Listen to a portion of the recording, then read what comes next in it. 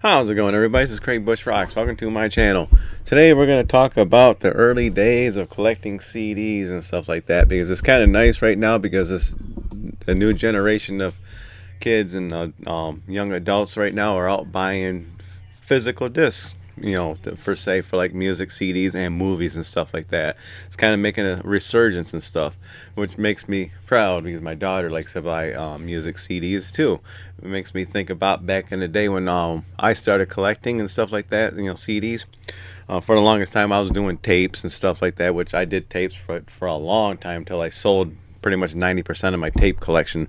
My buddy Rob was with me when I sold a whole bunch of my tapes just to clear them out because I replaced most of them with CDs. But I'm trying to locate some of the CDs I bought back in the day. I mean, from back in the day, I'm talking about like 89 to 91, 92, 93, a little bit maybe 94, somewhere around that time, because CD players I don't think got really mainstream till about late 80s, early 90s before it started to get more mainstream where people are putting, getting CD players for their houses and stuff like that, because like anything new, you're talking thousands of dollars to go out and buy a CD player thing. And I think my first CD player I bought, where I was probably about 89. I was able to drive at the time, so I drove down to a discount house, 89 or 90. I was able to drive down to a discount house, just kind of looking around there, and I found it's a vertical CD player with a flip top lid. I can't find that thing anywhere. I probably got it somewhere down in my basement. I probably still have the item, but trying to find it on Google, I couldn't find it anywhere just to get a picture of it to show you what it would look like. But it was a cheapy one. That was my introduction to CDs. At the time, I had probably about a couple hundred tapes in my collection about that time, because I had a lot of tapes. And so I got my first CD player, and I was excited. Boy, what did I buy? I think one of my first CDs, first few CDs I bought officially would be probably this one right here. I could pull out a couple other ones, but I just remember this one notable: the Dion and the Belmonts, the Wanderers. I remember buying some classic music CDs, and I think I bought this one and a couple other ones and stuff like that.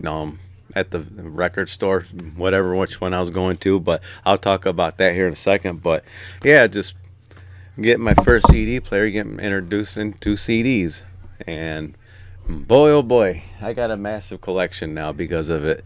And when you're talking about the early 80s, 90s, a lot of good music came out, a lot of hair metal bands that I like listen to. I even pull out a lot of my collection I picked up in the early 90s. Early 90s, I went nuts on buying CDs. I bought a bunch of them. I just got some notable ones right here, a nice little stack of them, just to show you and stuff like that. Explain to you how I buy these CDs and stuff. But places to go to when I bought CDs, we had Christian bookstores where you can go inside a Christian bookstore and buy Christian metal CDs. I didn't get introduced to that till about the 90s. And then we had Believe in Music. I had two stores, I believe. One over by 54th Street, and then we had the one up at Michigan. I think it was Michigan over there, Believe in Music. We had Vinyl Solution over there on 28th Street. There was a CD store over on Plainfield. I used to get a lot of my bootlegs from. If you looked at my Metallica bootlegs selection, but we didn't. I don't think we had Walmart at the time.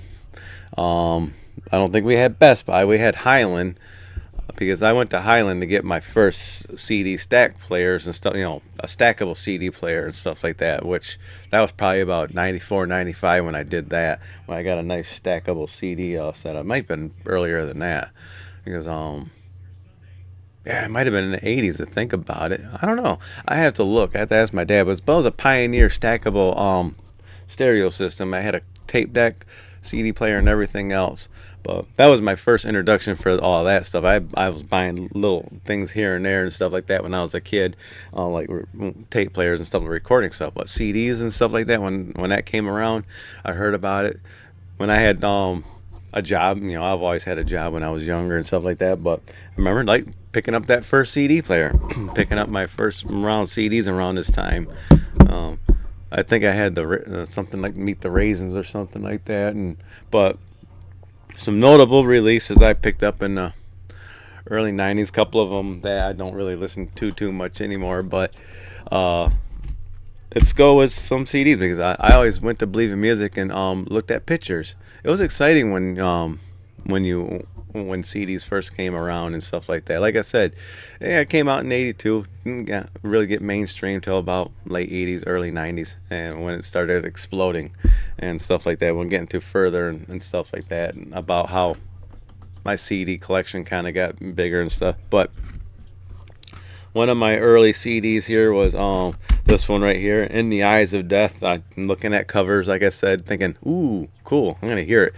And so I remember picking this one up.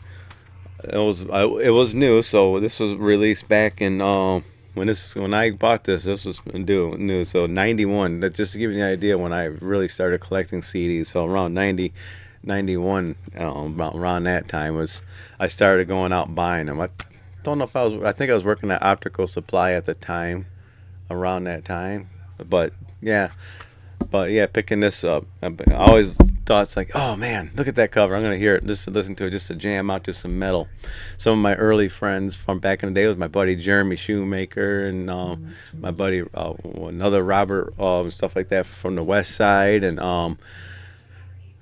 I've always listened to music, but yeah. But here we go. We got Morbid Angel, Altars of Madness. I remember picking this one up. Hearing about this kind of music would be like stuff like MTV, word of mouth from friends and stuff like that. Even magazines, when you pick up magazines and stuff and go read through them, you see different bands. Movies that play the sound, plays music and stuff like that. But I can't remember how I heard about Morbid Angel. I probably just seen the cover and picked it up. But pretty sweet. Um, yeah, not the most innocent music out there, but that's fine.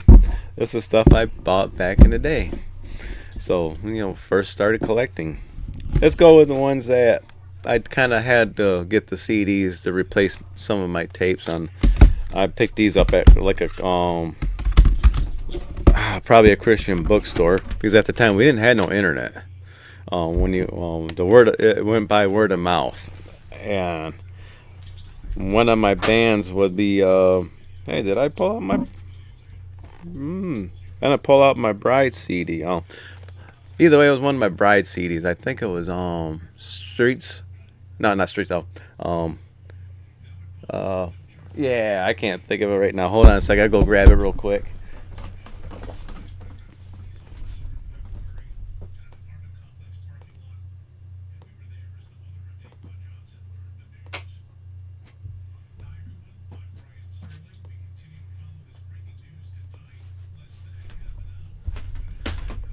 That's weird. I don't have it in my thing there. Maybe I got it in my car. Oh, maybe. Oh no, here it is.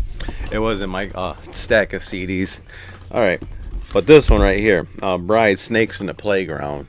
I picked this one up after having a tape for the longest time, wearing out my tape. But yeah, I picked up Snakes in the Playground, one of my early days of picking up CDs, and but like I said at the time, it's like you don't have any kind of internet, really mass amounts of internet to go look up some of these bands. Like I said, it was all word of mouth. A lot of my Christian music stuff I found out in the '80s and in the '80s and early '90s. God, how did I like Deliverance? I probably picked up a tape and seeing all the bands on the back of the tape, if I remember correctly, and that's how I started getting introduced to a lot of my music, like Bride and stuff like that. And started when I started collecting Bride CDs. The first one I picked up, to replace my tapes of Bride, would be Snakes in the Playground. Phenomenal album. It wasn't until the internet where I was able to find out all about this band, Bride and bands like Deliverance, to get really into deep details about it. But I wanted to pull this one out specifically because Dale Thompson, he's an awesome guy. But that was just one of them right there.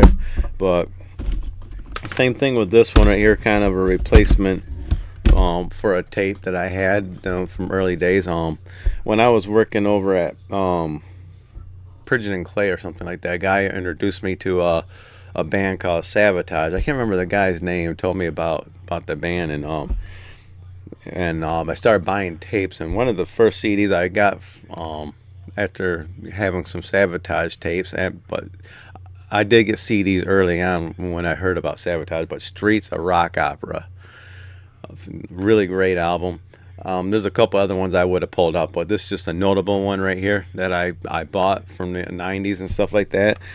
But this one came out in 91. I probably didn't hear about this band probably around 94, 95 before I really found out about Sabotage. So yeah, I started collecting, and I thought this album was phenomenal. It was a great album. Yeah, pretty cool. But going on, like I said, when I go to like Believe in Music, I look at some of the pictures just to see if it looks cool and all that, and I check it out. I got this one, Sadist, A Vision of Misery.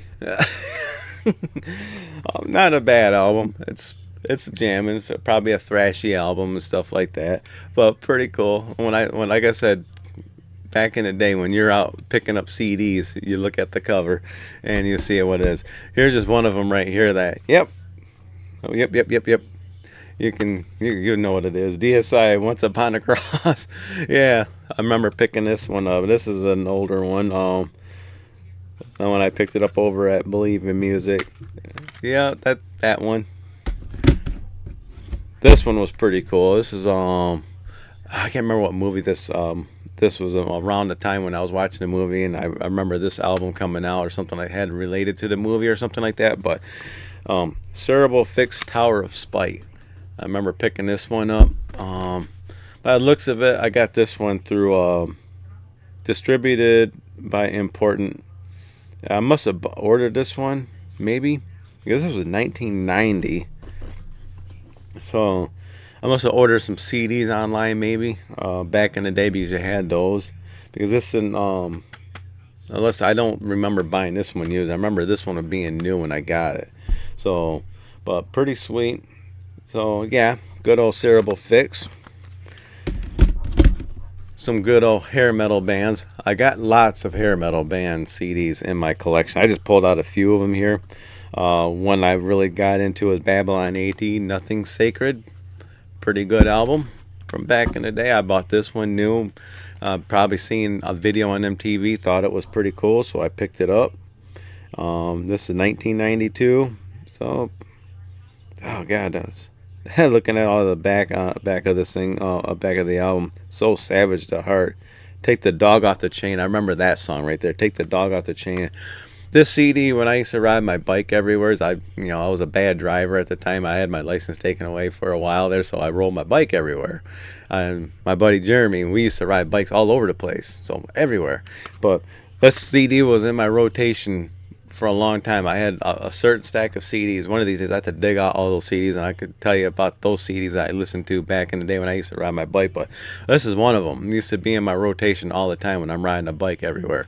So yeah, I'll pack this up, and there it is. I'm surprised this case is still in good shape. I wonder how the CD looks, because it's sad seeing better days, but still, I won't get rid of this because it was part of my childhood, part of my memories being a young adult. Next one, I just pulled this one out because I remember buying this one brand new when it first came out, and that was Skid Row, Slave to the Grind. Pretty sweet. I like this one. I remember seeing the videos on MTV, and I went and picked it up. And I actually picked it up around 91. I probably picked this one up.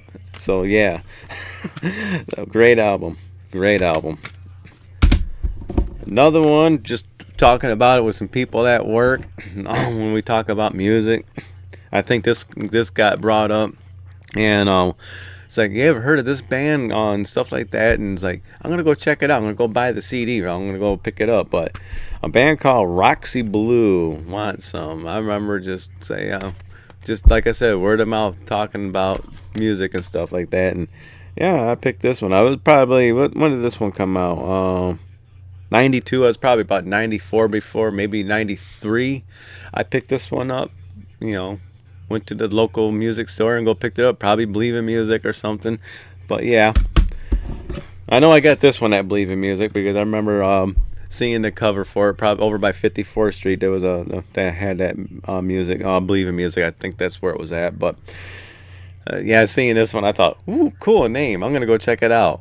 And I think I had a CD player in my car at the time. I've always had a cassette player in my car, and randomly I've had CD players, but mostly cassette player. But I think I had a CD player at the time when I bought this one. Gore Guts Considered Dead. There's another one. I think just kind of browsing through the store there, checking it out. Because, like I said, back in the day when you didn't have internet to go out and look things up and have Spotify, we had to go hunt down our music and stuff like that. Go figure things out. And yeah, you appreciate your stuff that you have when you pick stuff up like that. This was back in 1991. I bought this one when this first came out. So 91, 92, I probably got this one. Oh, yep. I'm an old fuddy-duddy. But Gore Guts, some early metal. This is one of my CDs for Firehouse. Is this the very first one? Hold Your Fire. I probably bought this one used, this Firehouse right here. In fact, that's probably got a thing right there. But another one where I had tapes and stuff like that, so I went and bought I bought some of these CDs for Firehouse, and this is one of them. This is one of those CDs I had in my rotation for my CD player. A couple Firehouse CDs, specifically this one right here. I'm trying to remember where I picked this one up at. Probably, I don't think there was a Goodwill, but it wasn't long after 92 on here. I picked this up probably a couple years after that. So I had a tape probably at Firehouse, and I was like, I need a CD of it, and pretty cool. But I remember Firehouse when they came around, part of the hair metal generation and stuff like that. But pretty sweet and stuff like that. And actually, I got a couple of these CDs I had in my rotation and stuff like that while riding a bike. Same thing with this one right here, Streets of Rock Opera and Bride. But Firehouse, awesome. They got a new singer right now and stuff like that because the Firehouse singer died recently. So I want to see the new singer with Firehouse. Hopefully they come around. I've seen him in concert one time, I think. Maybe twice, I don't remember, but Muskegon Summer Festival with one of my buddies named Kevin. He died probably years ago and stuff like that. But yeah, Firehouse, pretty awesome, man. I'm early days of collecting CDs. And the last one I'm going to show, yeah, I remember picking this one up. I don't think I've had this one on tape. I have to look because I did catalog my tapes on a piece of paper. I got that notebook downstairs. Yeah, I was cataloging stuff before the internet. But Ministry with all the googly goggly stuff on the front of the cover right here. But check that out. Yeah, I picked that one up. When did this one come out? Because I bought this one new when it first came out too. So this is back in 92. So I remember picking this one up. Oh man, rotation in my CD player, pretty awesome. But early days of collecting CDs was a lot of fun. Like I said, I can go through a whole bunch of CDs and tell you a story about when I got it. Even some recent ones, like from years, hanging out with my buddy Rob and stuff like that. I hang out now, and my other buddy Rob, that guitar player Rob. I got a lot of Rob friends. But from collecting, from every generation and every era, they say CDs died out after some time. They never stopped making CDs. It's been around.